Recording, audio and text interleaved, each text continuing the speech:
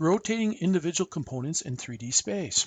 So here I have an assembly with some various parts, and I might want to rotate, let's say, one of these individual components without changing the orientation of the existing components. So to do this, we use free rotate. Free rotate is found up under the position panel.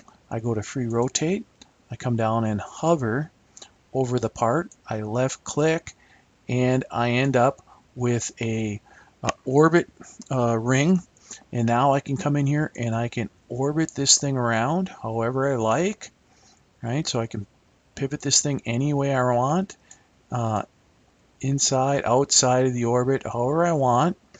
And when I'm done, I just have to hit escape, and it's now rotated this object without affecting the relationship between the existing components. So I can right click and say done if I'm that way as well from the marking menu. But in this way, I can rotate it in 3D space without affecting the other individual components. This is called free rotate.